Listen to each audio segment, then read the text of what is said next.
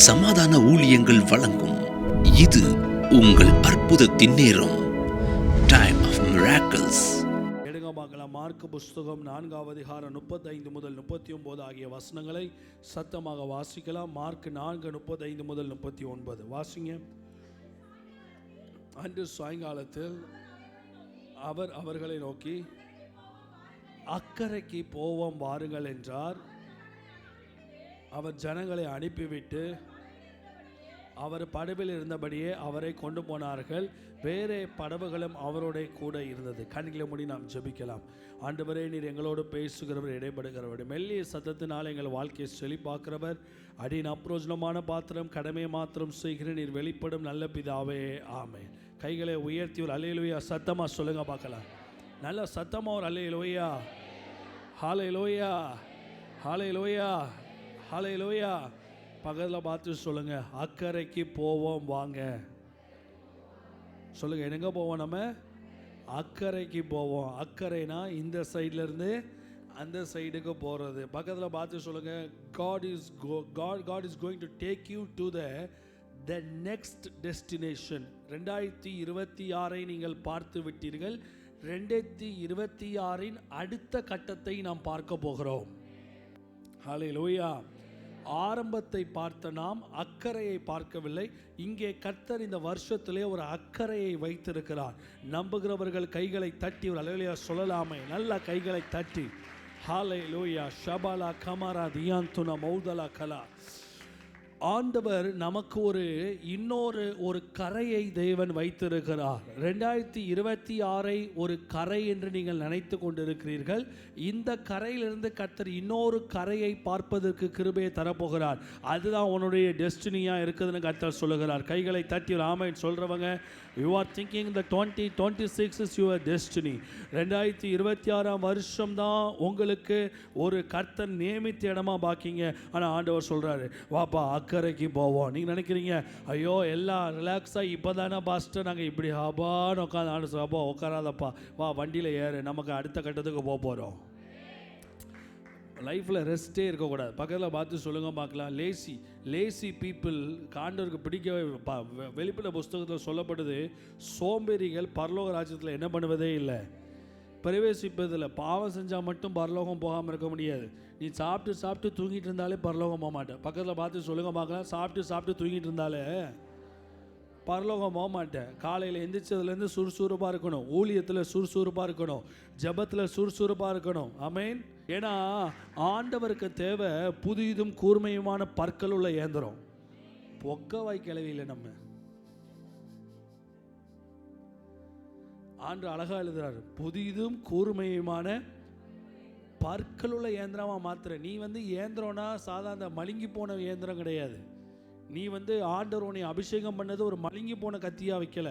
எப்படி கர்த்தர் வச்சிருக்காரு? புதிதும் கூர்மையுமான பற்கள் உள்ள இயந்திரமா வச்சிருக்காரு. எதை கொடுத்தாலும் அதை அடிச்சு நொறுக்கி சவச்சி துப்பி வெளியே போடுறதுக்கு அளவுக்கு தேவ கிருபை தேவ பலனை கர்த்தர் உன் வாழ்க்கையில வச்சிருக்கார். அக்கறைக்கு போவோம் வாருங்க. என்ன 2026 வந்த உடனே அப்படி தூங்கலான்னு பாக்கிங்களா? பக்கத்தில் பார்த்து கேளுங்க பார்க்கலாம். 2026 வந்த உடனே பக்கத்தில் பார்த்து இன்றைக்கி இந்த செய்தி நிறைய பேர் தட்டி பயங்கரமாக எழுப்பும் பாருங்க. டிசம்பர் 15ஆம் தேதி என்ன வைப்பில் இருந்தீங்களோ அதை காட்டில் 2 மடங்கு வைப்பாக மாறுவீங்க. நமக்கு எல்லா மாதமும் டிசம்பர் தான். இந்த மைண்ட் செட் இருக்கிறவங்க தான் நம்ம என்ன சேவலா? காலைல 3 மணி ஆனோடனே கூறுறதுக்கும் 4 மணி ஆனோடனே தூங்குறதுக்கும்.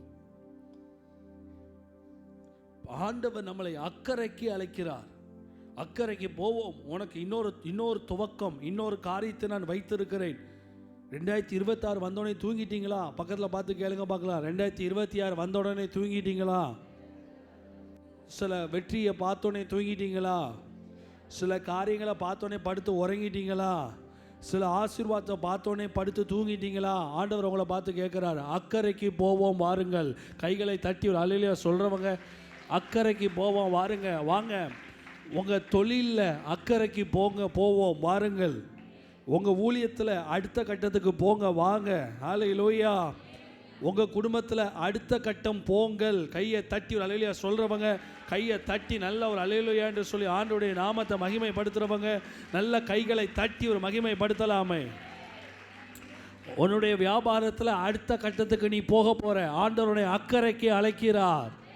இயேசுனை அக்கறைக்கு அழைக்கிறார். உன்னுடைய ஃபினான்ஸில் கர்த்தர் அடுத்த கட்டத்துக்கு அழைக்கிறார். சந்தோஷம். சபைக்கு வரும்போது நான் 1000 ரூபா கொடுத்தேன், இப்போ நான் 40,000 ரூபா கொடுக்குறேன், 50,000 ரூபா கொடுக்குறேன், 1,00,000 ரூபா கொடுக்குறேன், ஐ எம் சாட்டிஸ்ஃபைட். டே கர்த்தர் உன்னை பார்த்து தான் சொல்ல, அக்கறைக்கு வா. இதிலும் பெரிதானவைகளை நீ காண்பதற்காக, இதிலும் பெரிதானவைகளை பார்ப்பதற்காக, இதிலும் பெரிதானவைகளை செய்வதற்காக கர்த்தர் உன்னை அழைக்கிறார். எலும்பு சீயோனே, எலும்பு, கமான். எலும்பு. பக்கத்தில் பார்த்து சொல்லுங்க பார்க்கலாம், எலும்புங்க. சத்தமாக சொல்லுங்க, எலும்புங்க. வேலையே இல்லாட்டினாலும் நமக்கு நம்ம வேலை கொடுக்கணும். அதுக்கு தான் February 15 வச்சுருக்கேன். வேலையை கொடுத்து வேலை வாங்கணும், வேலையை கொடுத்து வேலை வாங்கணும், கொடுத்து வாங்கணும், வாங்காமல் கொடுக்கணும். நீ தூங்குறியோ இல்லையோ, உன்னை சுற்றி இருக்கிறவன் அவனும் தூங்கக்கூடாது. எப்போவுமே உன்னை குறித்து 10 பேர் தூங்காமல் நைட் உட்காந்து யோசிக்கணும். விடிய விடிய யோசிச்சுக்கிட்டே இருக்கணும், நாளைக்கு என்ன செய்ய போகிறான். நிறைய பேர் லைஃப் அதிலே பிஸி ஆகிடுது. நாளைக்கு இவன் என்ன செய்ய போகிறான், நாளை கழிச்சு இவன் என்ன செய்ய போகிறான், ஐயோ அடுத்த வாரம் இவன் என்ன செய்ய போகிறான். அந்த யோசனையிலே ஒரு மனுஷன் வாழ்க்கை. உன்னை குறித்து ஒரு 10 பேர் நாளைக்கு நீ என்ன செய்ய போகிற அப்படிங்கிற யோசிக்க ஆரம்பிச்சிட்டானாலே கர்த்தர் உன் கூட இருக்கிறார். தாவீதை குறித்து சவுலுக்கு தூக்கம் இல்லாமல் போச்சு. அதுதான் அபிஷேகம், அதுதான் அனாயிட்டிங். உன்னை குறித்து 10 பேருக்கு தூக்கம் இல்லாமல் போகணும். ஆண்டவர் அதான் சீஷர்களை பார்த்து சொல்லுகிறார், அற்புதம் நடந்துச்சு, அடையாளம் நடந்துச்சு.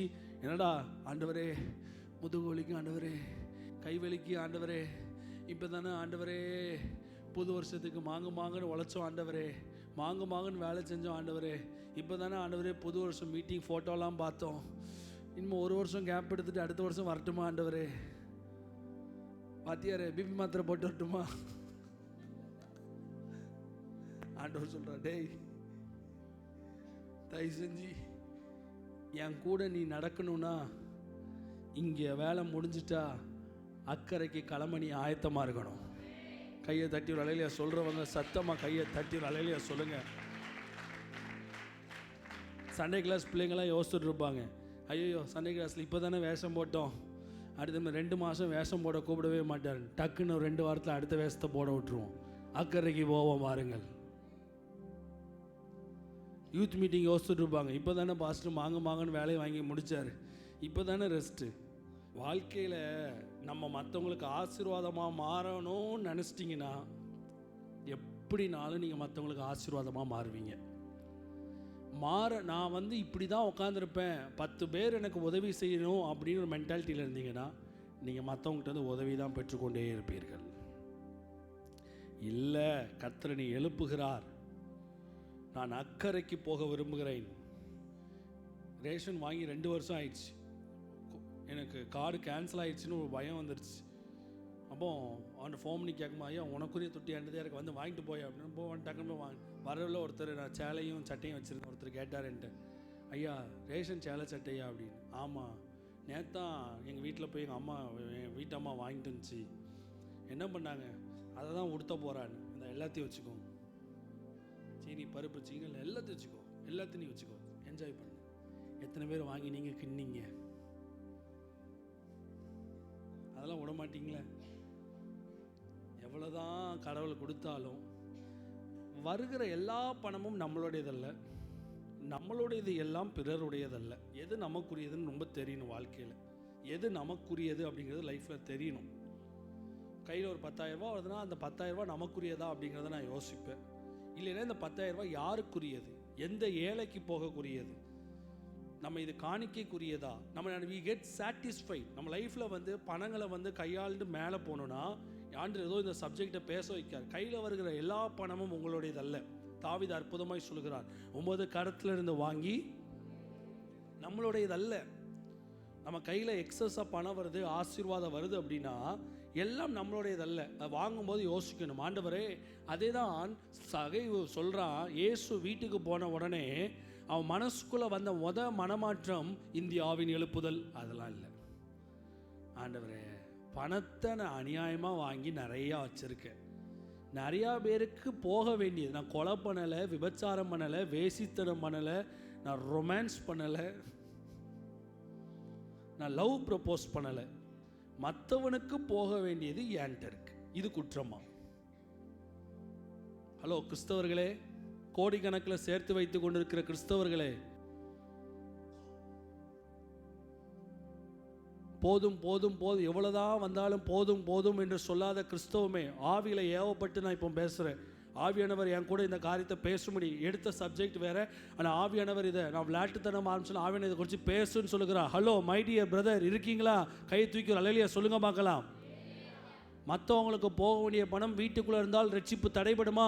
நிச்சயம் ரட்சிப்பு தடைபடும். இன்னைக்கு ஊழியங்களை போதிச்சு கொடுக்குது, மக்களுக்கு ஆசீர்வாதம் தேவை. எதுக்கு மக்களுக்கு ஆசீர்வாதம் தேவை? நீ ஆசீர்வாதமாய் மற்றவர்களுக்கு இருப்பதற்காக ஆசீர்வாதம் தேவை. ஆண்டவர் சகவி வீட்டுக்குள்ளே வரும்போது எப்பவுமே எனக்கு அந்த பிரின்சிபல் உண்டு. எந்த ஆசீர்வாதம் கிடைச்சாலும் நான் இவங்களை யோசிப்பேன், ஆண்டவரே இது எனக்குரிய ஆசீர்வாதமா? இதை எனக்குனே வந்தாலும் கூட whether I can have this or not.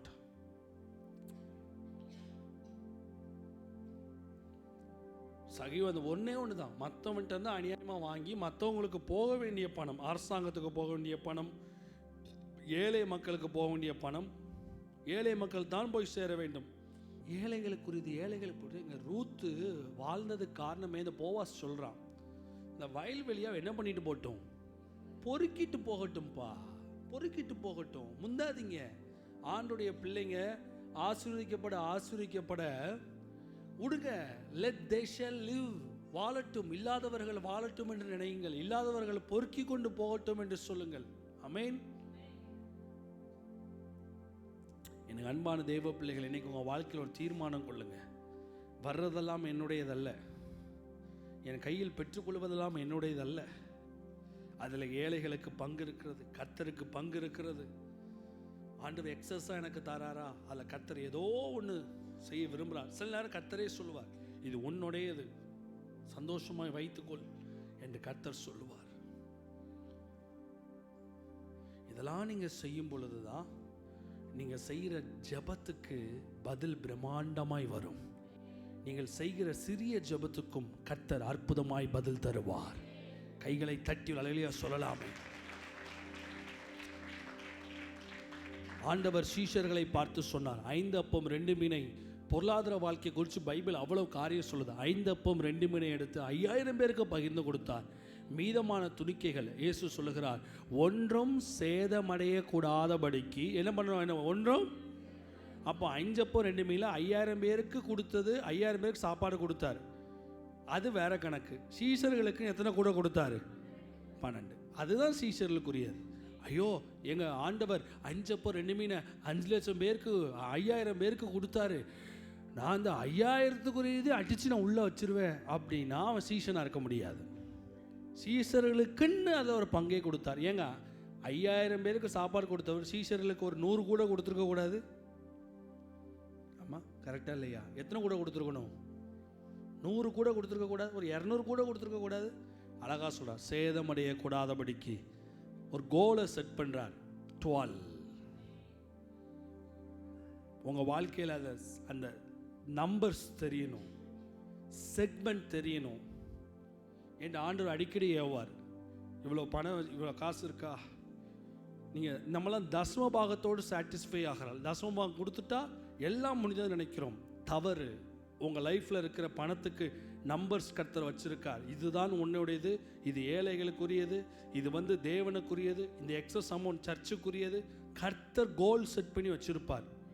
அந்த அந்த அந்த அந்த ப்ராஃபட்டிக் கைடன்ஸ் ஃபினான்ஸில் வேணும். திடீர்னு ஆண்டவர் உள்ளத்தில் ஏவார், இதில் இவ்வளவு கர்த்தருக்கு கொடுத்துரு, மிச்சதை நீ வச்சுக்கோ. திடீர்னு கர்த்தர் சொல்வார், இல்லை இதெல்லாம் உனக்குரியது, நீ வைத்துக்கொள். இதை நீங்கள் பழக ஆரம்பிக்கும் போது உங்கள் ஆவிக்குரிய மண்டலங்களில் பிளெஸ்ஸிங்ஸ் உண்டாகும்.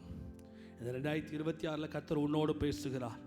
வருஷ துவக்கத்தில் உட்கார்ந்துருக்கிற நீ, கர்த்தர் இந்த வருஷம் உன்னை அபரிதமாய் ஆசீர்வதிக்க போகிறார். கையை தட்டி அல்லேலூயா சொல்லலாமே. அபரிதமாய் ஆசீர்வதிக்க போகிறார். வருவதெல்லாம் உன்னுடையதல்ல, கிடைப்பதெல்லாம் உன்னுடையதல்ல. கர்த்தர் தம்முடைய பங்குகளை வைத்திருக்கிறார். எத்தனை பேர் அந்த பங்குக்கு நான் ஆயத்தமாக இருக்கிறேன்னு சொல்லுகிறவங்க? கஷ்டமாக தான் இருக்கும். கொஞ்சம் பண ஆசை ரொம்ப இருந்தால் கொஞ்சம் கஷ்டமாக தான் இருக்கும். ஆனால் அந்த பண ஆசையை நீ செய்ய ஆரம்பிக்கும் போது தான் அந்த பண ஆசை போகும். மணியை குறித்த வேல்யூ இல்லாமல் போகும். நீ தைரியம் 500 ரூபா தானே கர்த்தர் கொடுப்பார், அப்பா 5000 ரூபா தானேப்பா கர்த்தர் கொடுப்பாருப்பா, 1,00,000 ரூபா தானே தேவன் செய்வாரப்பா, அற்புதங்கள் நடக்கும்பா தேவன் செய்வார். அந்த விசுவாசம் என்னைக்கு வரும்னா கர்த்தர் சொல்கிறத பொருளாதாரத்தில் செய்யும் போது தான் வரும். உங்களால் செய்ய முடியாத ஒரு விஷயம் என்ன தெரியுமா?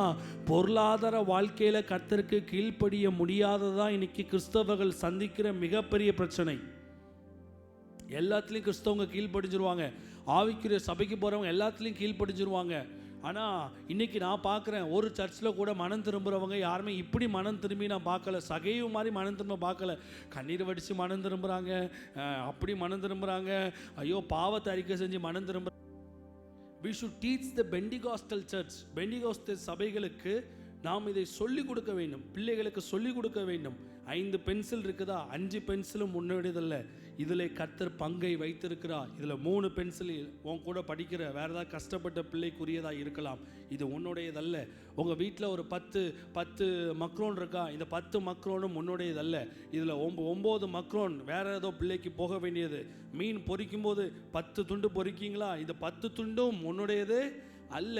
இதில் கர்த்தர் 6 துண்டை வேறு யாருக்கோ வச்சிருக்கலாம், யாருக்காவது கர்த்தர் கொடுக்கலாம். அப்படி சொல்லியே வளர்க்கணும். ஆனால் நம்ம என்ன தெரியுமா சொல்லுவோம்? இல்லை மாமா பிள்ளையை எப்படி ஆகிலும் தூக்கிடல, 100 கோடி ரூபா சம்மந்தம் இல்லை, எப்படி ஆகிலும் அமைக்கிறல, இல்லை விட்டுறாதல, எப்படி ஆகிலும் அந்த அந்த அந்த பிள்ளையை நைஸாக கரெக்ட் பண்ணிட்டு கூட்டிகிட்டு ஓடி வந்துடல, 500 கோடி ரூபா சம்மந்தம் இல்லை.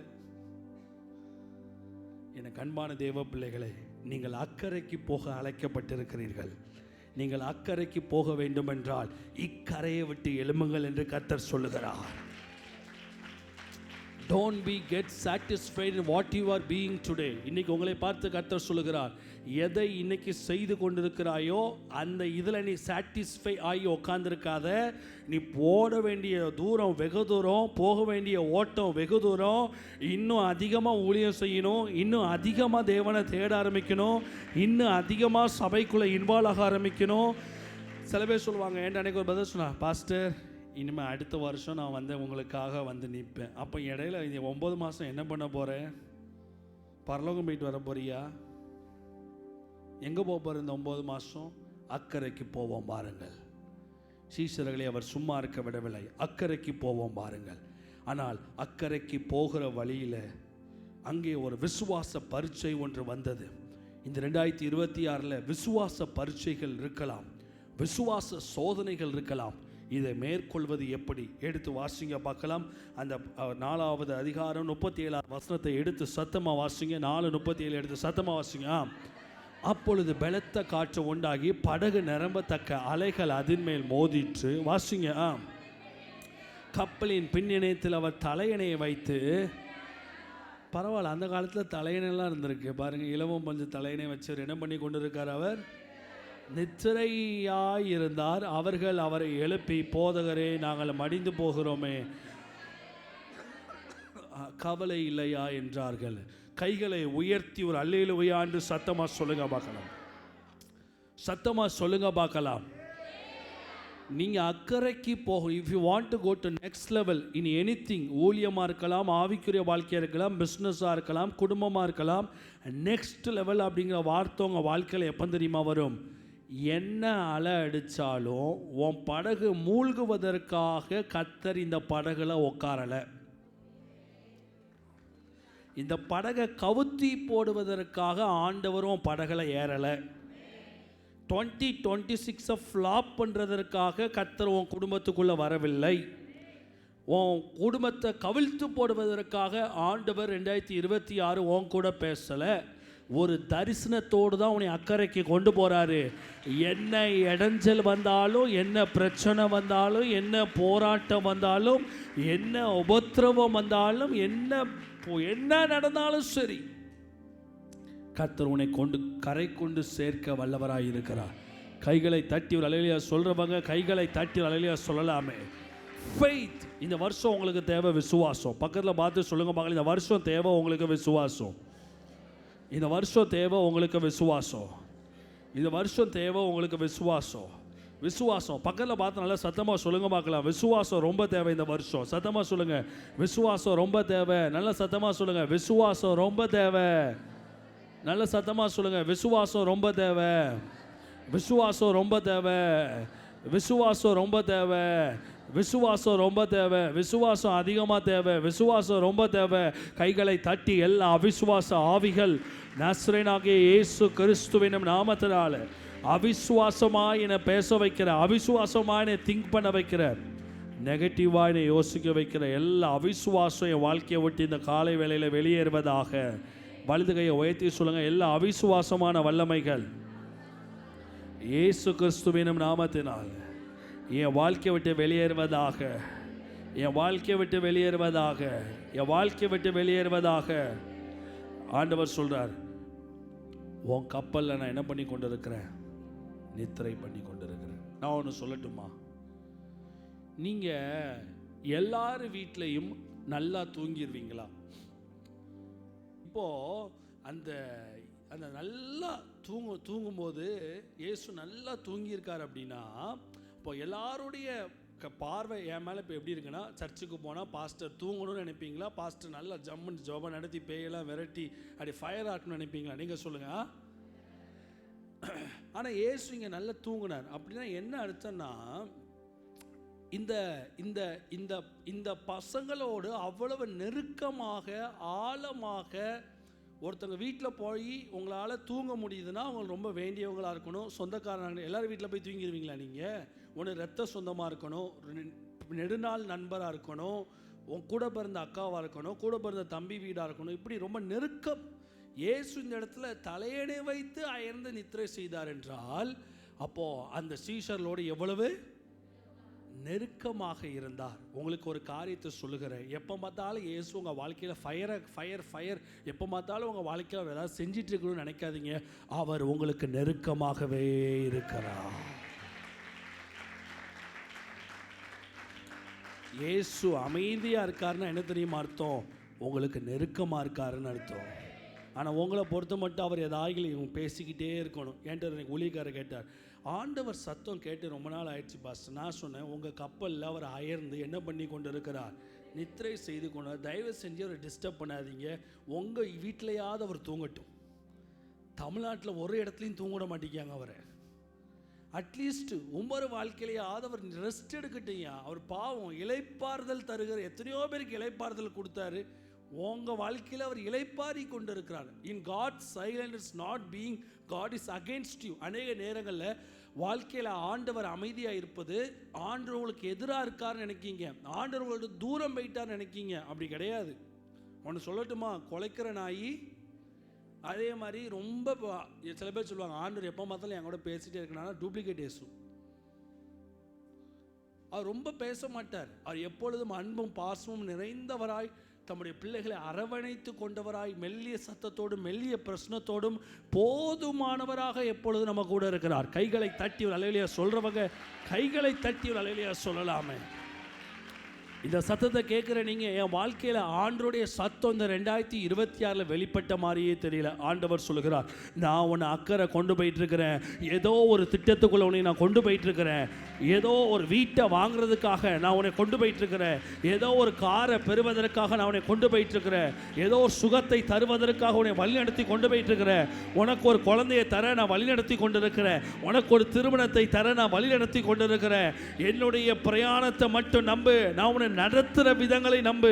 கைகளை தட்டி அல்லேலூயா சொல்றவங்க, அன்னைக்கு அந்த படகுல ஜிபிஎஸ் மேப் இல்ல.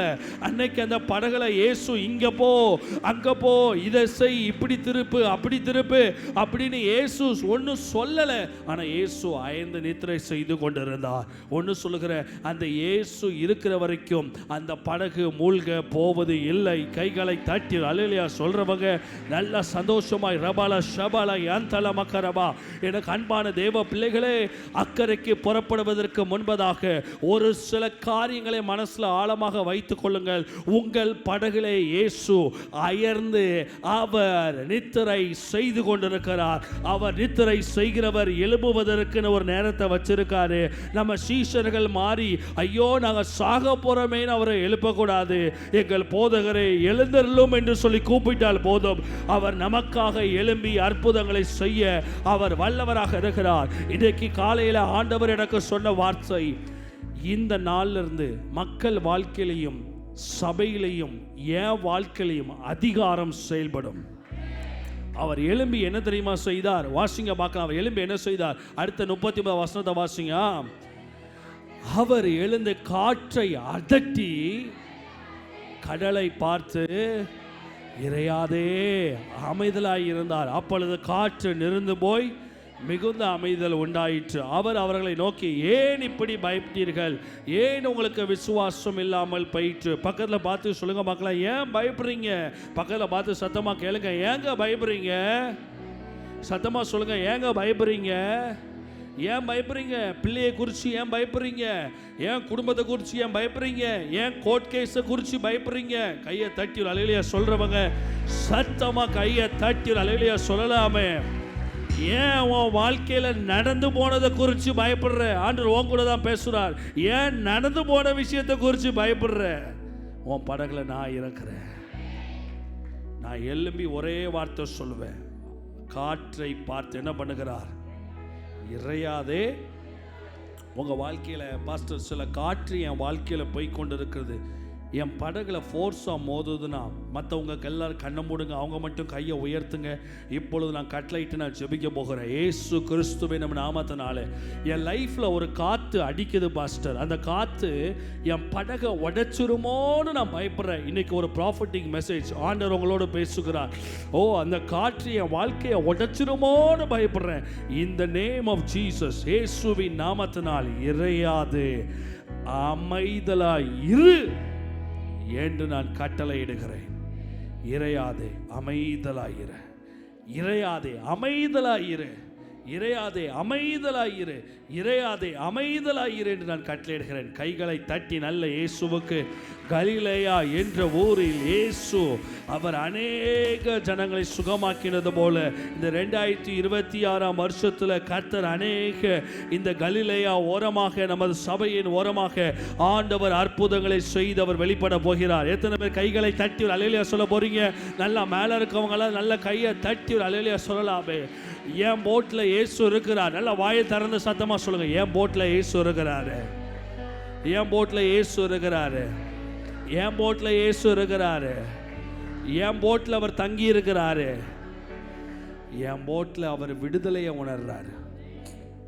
He feels so free to be in my boat. என் போட்டில் தூங்குவதற்கு அவருக்கு அவ்வளவு அவருக்கு ஒரு ஸ்பேஸ் இருக்குது. எல்லார் வீட்லையும் போய் தூங்க முடியாது. ஆனால் சீஷர்கள் உடனே அவர் என்ன பண்ணினார்? வேற எங்கேயாவது இயேசு தூங்கினார்னு போட்டிருக்கா? சீஷர்கள் பயணித்த போட்டில் தான் அவர் தூங்கினார்னு போட்டிருக்கு. ஏன்னா அந்த பசங்களை அவ்வளவு நேசிக்கிறார். உங்கள் வாழ்க்கையில் 24 மணி நேரமும் கடவுள் உங்களுக்கு காதை சுகமாக்கணும், கண்ணை சுகமாக்கணும். இது கீழ்மட்ட எதிர்பார்ப்பு. கீழ் மட்டத்தில் இருக்கிறவங்க எதிர்பார்ப்பது. Don't expect for always miracles from God. God is with you. எப்போ பார்த்தாலும் அற்புதங்களுக்கு எதிர்பார்க்காதீங்க. கண்ணை சுகமாக்கணும், காதை சுகமாக்கணும், வாயை சுகமாக்கணும், அதை செய்யணும், இதை செய்யணும். God is with me. இதுதான் மாஸ், இதுதான் ஹைலைட். கர்த்தர் என் கூட இருக்கார். எப்படி இருக்கீங்க சிஸ்டர்? ஆண்டவர் என் கூட இருக்கார், நல்லா இருக்கேன். சுற்றி இருக்கிறவன் 1000 குறைய பார்ப்பான். உனக்கு அது இல்லை, இது இல்லை, இது இல்லை. உன் வாழ்க்கையில் இருக்க அநேக குறைகளை பார்ப்பான். ஆனால் நீங்கள் பார்ப்பது உங்கள் போட்டில் இருக்கிற இயேசுவை. அந்த நிறைவு உங்களுக்கு இருக்கணும். அந்த நிறைவு உங்களுக்கு இருக்கணும். 2026 அக்கறைக்கு போகணுமா? அந்த நிறைவை கர்த்தர் உங்களிடம் எதிர்பார்க்கிறார். கைகளை தட்டி அற்புதம் சொல்றவங்க நல்ல கைகளை தட்டி இந்த நாளிலே கர்த்தர் இறையாதே அமைதலாய் இருந்து சொன்ன கர்த்தர் இன்னைக்கு கர்த்தர் உங்களை பார்த்து சொல்லுகிறார், இறையாதே என்ன பண்ணு? அமைதலாயிரு. இன்னைக்கு உங்க பிசினஸ்ல பெரிய அலை வீசலாம். இறையாதே. குடும்பத்தில் பெரிய அலை வீசலாம். இந்த செய்தியை கேட்டு போனதுக்கப்புறம் இறையாதே. உங்களுடைய ஊழியத்தில் அலைகள் வீசலாம், இறையாதே, அமைதலாயிரு. உங்களுடைய சரீரத்தில் வியாதி என்கிற அலை பயங்கரமாய் வீசி கொண்டிருக்கலாம். ஆண்டவர் சொல்லுகிறார், இறையாதே.